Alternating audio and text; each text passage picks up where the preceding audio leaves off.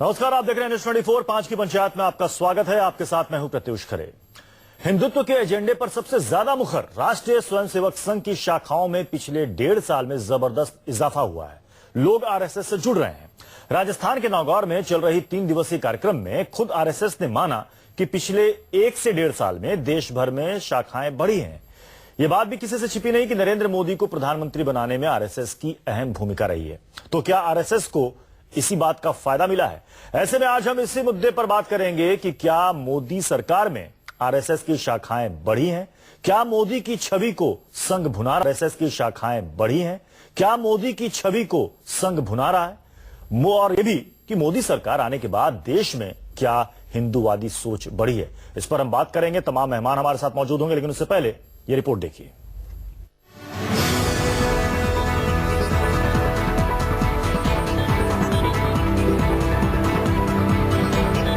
क्या मोदी सरकार में संघ की शाखाएं बढ़ी हैं? क्या प्रधानमंत्री नरेंद्र मोदी की छवि को भुना रहा है संघ? और क्या मोदी सरकार के आने के बाद देश में हिंदूवादी सोच को बढ़ावा मिला है? ये सवाल इसलिए खड़ा हुआ है क्योंकि एक आंकड़े के मुताबिक हिंदुत्व के एजेंडे पर सबसे ज्यादा मुखर राष्ट्रीय स्वयंसेवक संघ की शाखाओं में पिछले 1.5 साल में जबरदस्त इजाफा हुआ है। अगर आंकड़ों पर गौर करें तो साल 2012 में आरएसएस की 40,922 शाखाएं थीं। साल 2015 में ये शाखाएं बढ़कर 51,335 हो गईं। मोदी सरकार के आने के बाद से अभी तक देश में कुल 56,859 शाखाएं हो गई हैं। खुद आरएसएस ने इस बात पर मुहर लगाई है कि पिछले 1 साल में आरएसएस की शाखाएं देश भर में बढ़ी हैं। वर्तमान में देश भर के कार्यकर्ताओं ने जो राष्ट्रीय स्वयंसेवक संघ की शाखाओं के बारे में जो जानकारी दी है, उसके अनुसार आज देश भर में 56,859 56,859 इतनी शाखाएं हमारी देश भर में आज है। अब देश के युवाओं को जोड़ने और देश भर में आरएसएस की पहुंच बढ़ाने के लिए आरएसएस अपनी वेशभूषा तक बदलने को तैयार है।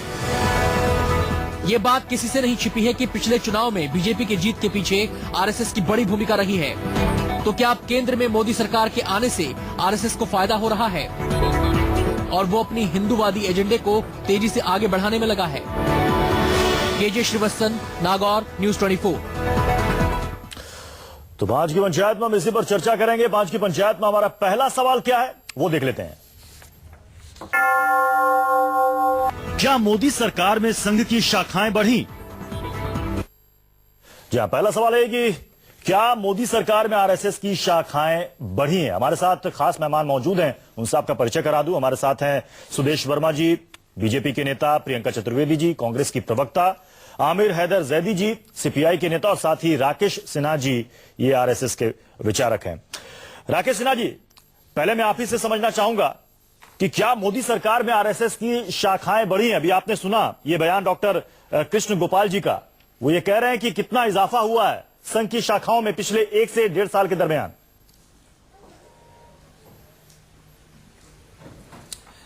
देखिए, मैं इसको दूसरे रूप में बताना चाहता हूं कि इस देश में एक वैचारिक लड़ाई चल रही थी और अब वैचारिक अनुकूलता का समय आया है। वैचारिक अनुकूलता संघ ने पैदा किया है, जिसके कारण से पूरे देश में सामाजिक, राजनीतिक और सांस्कृतिक परिवर्तन की अगुवाई संघ कर रहा है। स्वाभाविक है कि संघ की शाखाएं बढ़ेगी। सत्ता के कारण संघ की शाखाएं बढ़ी हैं, ऐसा मैं नहीं मानता हूं। इसके 2 कारण बता रहा हूं कि संघ की शाखाओं में लगातार 1950 के बाद से हर साल लगातार संघ की शाखाओं में इजाफा हुआ है। आज एक उदाहरण दे रहा हूं। इस साल लगभग 3,000 नए स्थानों पर संघ की शाखाएं पहुंची और करीब 5,000 शाखाएं बढ़ी हैं। जिसका यह पिछले साल भी संघ की शाखाएं बढ़ी हैं। आज एक अंतर यह आया है कि एक वैचारिक अनुकूल संगठन को एक राजनीतिक अनुकूल वातावरण मिला है। आज जो लोग सत्ता में बैठे हुए हैं, संघ की ऊर्जा का दुरुपयोग नहीं करने देना चाह रहे हैं। जैसे पिछली सरकार ने 5 साल 10 सालों तक संघ को हिंदू आतंकवाद के एक व्यूह चक्र में फंसाए रखा। अर्थात संघ की ऊर्जा इस बात के लिए जाती रही कि हम आतंकवादी नहीं है, हिंदू आतंकवाद नहीं है, सैफ्रन टेररिज्म नहीं है। देश के गृह मंत्री ने झूठ बोला कि इस देश में सैफ्रन टेररिज्म है, हिंदू टेररिज्म है। गूगल सर्च पर जाइए तो करोड़ों की संख्या में यानी कि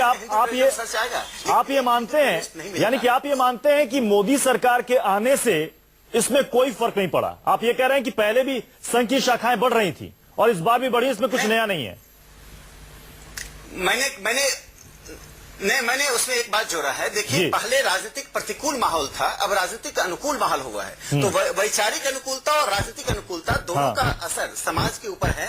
इसलिए मैं एक छोटी सी बात और बता दूं, उदाहरण कि पिछले साल लगभग 7,000 विस्तारक उसको कहते हैं जो छोटे समय के लिए संघ के काम के लिए निकलते हैं, जो फुल टाइम नहीं निकलते हैं। इस साल उसकी संख्या 15,000 हो गई। अर्थात युवाओं का और लोगों का संघ के प्रति, विचारधारा के प्रति आकर्षण बढ़ रहा है। एक और भारतीय जनता पार्टी के प्रति आकर्षण बढ़ रहा है, दूसरी तरफ संघ और संघ के प्रति आकर्षण बढ़ रहा है। यह एक परिवार है और परिवार में सब हम साथ, जब एक परिवार का आप कह रहे हैं कि परिवार है, परिवार है। इस लिहाज से तो बीजेपी भी कह रही है कि आज के समय में हम सबसे बड़ी पार्टी हैं, सिर्फ देश में ही नहीं बल्कि पूरी दुनिया में सबसे बड़ी पार्टी है। आप ये कह रहे हैं कि एक परिवार है। प्रियंका चतुर्वेदी जी, जो बात यहां पर राकेश सिन्हा जी ने कही है कि उससे बहुत ज्यादा, इससे आप इसे जोड़कर ना देखें, इससे पहले भी संघ की शाखाएं बढ़ रही थी और इसमें, और अभी जो आंकड़े आए हैं, जो कि अभी आपने सुना भी कि वो कह रहे हैं कि 5,000 से ज्यादा शाखाएं बढ़ी हैं। इसलिए सवाल यहां पर खड़ा हो रहा है कि 1 से 1.5 साल के दरमियान मोदी सरकार के आने के बाद संघ की शाखाएं बढ़ रही हैं, तो क्यों ना यह सवाल किया जाए कि उनकी सरकार के आने के बाद संघ की शाखाएं बढ़ रही हैं, लोग उससे ज्यादा जुड़ रहे हैं। बिल्कुल, आंकड़े ही बता रहे हैं कि संघ की आरएसएस की शाखाएं बढ़ रही हैं। लोग उससे जुड़ रहे हैं या नहीं वो अलग बात है, शाखाएं खुल रही हैं, ये बात आपके स्टेटिस्टिक्स ही बता रहे हैं। दूसरी बात मैं आपसे कहना चाहती हूँ, राकेश सिन्हा जी कह रहे थे कि होम मिनिस्टर ने बात की थी सैफरन टेररिज्म की। क्या वो बोलते हैं मालेगांव ब्लास्ट नहीं हुए हैं? क्या वो कह सकते हैं कि जो भी ब्लास्ट में लोग पाए गए हैं, गिल्टी पाए गए हैं, वो एक तरीके का टेररिज्म नहीं है? दूसरी चीज मैं उनको बताना चाहती हूँ, सैफरन टेररिज्म का जो नाम दिया गया था, वो आज भारतीय जनता पार्टी में एक एमपी हैं, आर.के. सिंह जी का नाम इन्होंने सुना होगा। वो उस समय होम सेक्रेटरी हुआ करते थे, अब भारतीय जनता पार्टी के एमपी है। तो वो जो शुरुआत हुई थी उस वर्ड के इस्तेमाल करने की, वो होम मिनिस्टर ने नहीं की थी, होम सेक्रेटरी ने की थी, जो भाजपा का एक हिस्सा है। तो सिन्हा जी शायद ये जानते नहीं होंगे या जानकर भी अनजान बन रहे होंगे। तो ये बात तो बहुत स्पष्ट है, बीजेपी की सरकार तभी भी बनी थी वाजपेयी जी के जमाने में, पर उसमें इतना बढ़ोतरी नहीं हुई थी आरएसएस की जितनी अब हो रही है। अब इसलिए हो रही है क्योंकि जो खुद नरेंद्र मोदी जी हैं, वो उनके आरएसएस के सपोर्ट के साथ जीत कर आए हैं, आरएसएस का एजेंडा चला रहे हैं। एचआरडी मिनिस्टर जाकर सारा रिपोर्ट आरएसएस वालों को करती हैं। सारे सीनियर यूनियन मिनिस्टर्स, जब आरएसएस की नेशनल एग्जीक्यूटिव मीटिंग होती है तो वहां पे जाकर अपना ऑफिशियल जो भी उन्होंने काम किया है वो जाकर अपडेट देते हैं। तो क्यों ना उनका शाखाएं बढ़ेंगी, क्यों नहीं उनको सपोर्ट मिलेगा जब आरएसएस खुद ही नागपुर से राकेश सिन्हा जी, इस बात को तो आप मानेंगे ना कि सोशल मीडिया में भी आरएसएस काफी एक्टिव है, आरएसएस के कार्यकर्ता, आरएसएस के मेंबर्स काफी एक्टिव हैं, चाहे वो ट्विटर हो चाहे फेसबुक हो। और ये जो अचानक से ये संख्या में इजाफा हुआ, या फिर कहें कि सोशल मीडिया में फॉलोअर्स की जो बढ़ोतरी हुई है, वो पिछले 1-1.5 साल के दरमियान हुई है। देखिए, एक बात मैं यहां बता दूं कि संघ सत्ता सापेक्ष संगठन नहीं है। इसका मैं एक उदाहरण बताता हूं। केरल में भारतीय जनता पार्टी की स्थिति क्या है सबको मालूम है जी। वहां के असेंबली में भारतीय जनता पार्टी का खाता अब तक नहीं खुल पाया। लोकसभा की बात तो बहुत दूर की रही, लेकिन केरल में आज संघ की सबसे ज्यादा शाखाएं हैं। केरल में आज सबसे ज्यादा स्वयंसेवक हैं और वहां मैं बता दूं, वहां रात्रि शाखा भी लगती है और वहां पर मछुआरे नाव पर भी शाखा लगाते हैं। तो प्रियंका जी जो बोल रहे हैं कि लोग नहीं जुड़ रहे हैं, शाखाएं खुल रही, ये शाखाएं कोई किसी बड़े बिल्डिंग में रूम के ऊपर लगा हुआ एक पोस्टर या एक बोर्ड नहीं है। ये खुले मैदान में सुबह 6 बजे 11 गर्मी बरसात में लोग आते हैं। मेरे फेसबुक पर देखिए, मैंने जो एक फोटो लगाया है, जिस मैदान में पानी है, बच्चे वहां शाखा लगा रहे हैं। वो मेरे लिए इंस्पिरेशन है। इसलिए मैं कह रहा हूं, संघ की शाखा कोई ऐसा कोई राजनीतिक उपक्रम नहीं है। वहां हम देशभक्ति सीखते हैं, चरित्र निर्माण की बातें करते हैं, देश के लिए उपक्रम करने की बात करते हैं। और एक और अंत में मैं बात बताना चाहता हूं, प्रियंका जी बोल रही थी, ठीक बात कर रही थी, आर.के. सिंह ने उस शब्द का उपयोग किया था और एक ब्यूरोक्रेट को वही करना पड़ता जो सरकार करती है। लेकिन शिंदे साहब ने कांग्रेस के जयपुर अधिवेशन में इसका उपयोग किया, उसके बाद उनको माफी मांगनी पड़ी। देश के गृह मंत्री को शब्द का उपयोग करने के लिए, मैं रिकॉर्ड की बात कर रहा हूं, मैं कोई आरोप नहीं लगा रहा हूं, माफी मांगनी पड़ी। तो मैंने वही कहा, नरेंद्र मोदी जी। चलिए हम असल मुद्दे में आते हैं। आमिर हैदर जैदी साहब, यही सवाल मैं आपसे भी करना चाहूंगा कि क्या मोदी सरकार के आने के बाद आरएसएस की शाखाएं बढ़ी हैं? जो स्टैटिस्टिक्स भी बता रहे हैं उसके मुताबिक 1 से 1.5 साल के दरमियान 5,000 से ज्यादा का इजाफा हुआ है। ये कोई उसकी बात नहीं है, जुबे की बात नहीं है। जिसकी सत्ता होती है उसका संगठन थोड़ा मजबूत होता है, ग्रो करता ही करता है। देखना यह होगा कि आरएसएस का राष्ट्रवाद क्या है। आरएसएस का राष्ट्रवाद 2-3 जातियों पर आधारित है, ब्राह्मण, बनिया और जिम्मेदार। पहले इस पे था, अब है ब्राह्मण और बनिया और पूंजीपति। 3 चीजों पे इनका राष्ट्रवाद है। और इनका राष्ट्रवाद ये कहता है कि राष्ट्रवाद जाति और धर्म तथा दूसरों की जाति अथवा धर्म के प्रति घृणा पैदा करता है, और जो चीज घृणा पे आधारित होती है वो मजबूत नहीं होती है। 15% आदमी अगर राष्ट्रवाद में शामिल होता है और 85% उस राष्ट्रवाद से बाहर रह जाता है तो वो संगठन कभी मजबूत नहीं होता है। इनका एक चीज है, राणा प्रताप द्वारा खुद मुस्लिम पठानों के साथ जोड़ा जाता है तो वो राष्ट्रवादी हैं। और अगर अकबर द्वारा राजपूत मित्र बनाए जाते हैं नहीं, तो वो अपॉर्चुनिटी है। नहीं, सवाल तो इनके यहाँ पर ये भी है ना कि संघ की शाखाएं बढ़ रही हैं, तो इसके पीछे वजह आपको क्या लग रहा है? वजह सिर्फ और सिर्फ सत्ता इनके हाथ में है, और सत्ता के से जब आदमी हाथ में होती है तो उसके साथ लोग जुड़ते हैं। बीजेपी की गवर्नमेंट है केंद्र में, विचारधारा के इसलिए संघ की शाखाएं बढ़ रही हैं, आप ये मान रहे हैं? बीजेपी की सत्ता में हिस्सेदारी की वजह से संघ की जो सुदेश वर्मा जी आप इस डिबेट को आप सुन रहे हैं, क्या कहेंगे आप? बीजेपी की सरकार है, इस वजह से संघ की शाखाएं बढ़ रही हैं, या फिर वजह कुछ और है? देखिए, आपको ये पता होना चाहिए, जब नरेंद्र मोदी जी जिस समय प्रोजेक्ट हुए थे प्राइम मिनिस्टरियल कैंडिडेट, और उस समय हमारा एक प्राइमरी मेंबरशिप ड्राइव हुआ था, उस ड्राइव में ही पार्टी की जो प्राथमिक सदस्यता थी 11 करोड़ चली गई थी। Largest democratic party in the world. वो मैंने भी ट्राई किया था, उसका मेंबर मैं भी हूँ, मैंने भी करके दिया था SMS, उसका मेंबर मैं भी हूँ, मैंने भी मिस कॉल की थी, और मैं कम्युनिस्ट हूँ।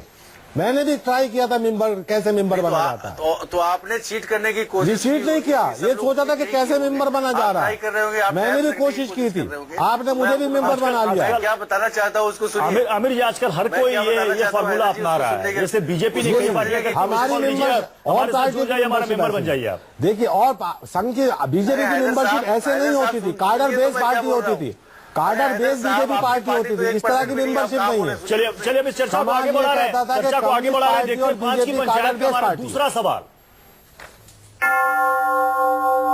क्या मोदी की छवि को संघ भुना रहा है? राकेश सिन्हा जी, क्या आपको लगता है कि प्रधानमंत्री नरेंद्र मोदी की छवि को संघ भुना रहा है?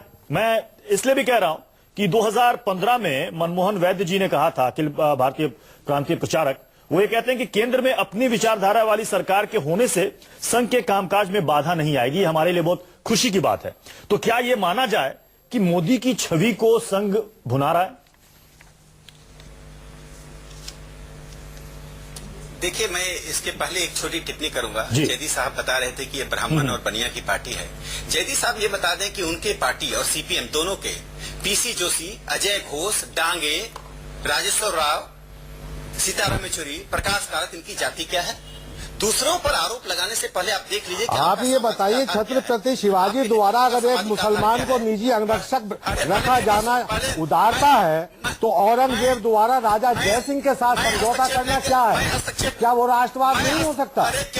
आप एक तरफ तो कहना चाहिए मुसलमान को साथ में रखकर राष्ट्रवाद की बात करते हैं, दोबारा कहना चाहिए अगर मुसलमान पहले उन्हें बोलने नहीं दीजिए, उसके बाद फिर आप इसका जवाब दीजिएगा। जी बोले राकेश जी। अरे जयदी साहब, मैंने सिर्फ इतना कहा कि PC जोशी और अजय घोष से लेकर सीताराम येचुरी तक और आपके पार्टी के महासचिव तक उनकी जातीय आधार क्या? देखिए, कैडर बेस्ड पार्टी में मैं मानता हूं, कम्युनिस्ट पार्टी हो कि भारतीय जनता पार्टी, जो कैडर बेस्ड ऑर्गेनाइजेशन होते हैं उसमें नेतृत्व का जातीय आधार के पैमाने दूसरे होते हैं, वो कोई जाति नहीं होता है। इसलिए इस तरह के अनर्गल आरोप भारतीय राजनीति में आप 50 साल से लगा रहे हैं, उसको लगाना बंद कीजिए, नहीं तो मैं इस काउंटर सवाल आपसे पूछूंगा, उसका जवाब नहीं दे पाएंगे। बिल्कुल। दूसरी बात मैं छोटी सी कहना चाहता हूँ कि नरेंद्र मोदी एक गरीब परिवार से आगे बढ़े, संघ के स्वयंसेवक थे, प्रचारक थे, उनकी साफ सुथरी छवि है, एक सशक्त प्रधानमंत्री का रूप देखा है। भारत ने पहली बार एक वल्लभ भाई पटेल को प्रधानमंत्री के रूप में देखा है। नरेंद्र मोदी एक ऐसे शख्स हैं जिसमें वल्लभ भाई पटेल का लौह पुरुष दिखाई पड़ रहा है। देश विदेश में भारत का एक स्थान बन रहा है। स्वाभाविक है लोगों का आकर्षण हो रहा है कि संघ का एक स्वयंसेवक प्रचारक इस देश को उस महानतम रास्ते पर ले जा रहा है जिसकी लोगों को अपेक्षा थी। इसका लाभ तो होगा ही। हम सब एक परिवार के हैं, तो परिवार का लाभ एक दूसरे को पहुंचता है। चुनाव में संघ के कैडर का लाभ भारतीय जनता को राकेश सिन्हा जी, 2014 में जो इतनी बड़ी जीत हुई, 2014 में जो इतनी बड़ी जीत हुई, कहा गया मोदी मैजिक, मोदी मैजिक, क्या संघ भी इसे मानता है? देखिए, नरेंद्र मोदी की शख्सियत या इतिहास में व्यक्ति की भूमिका होती है। आप चाहे बोल्शेविक आंदोलन में लेनिन की भूमिका देख लें या श्रीमती इंदिरा गांधी के 71 के चुनाव में भूमिका देख लें, व्यक्ति की भूमिका को नजरअंदाज नहीं किया सकता है। राजनीति की भूमिका होती है, विचारधारा की भूमिका होती है, संगठन की भूमिका होती है और व्यक्ति की भूमिका होती है। नरेंद्र मोदी जी की शख्सियत की महत्वपूर्ण भूमिका थी 2014 के चुनाव में, इससे कोई इंकार नहीं कर सकता।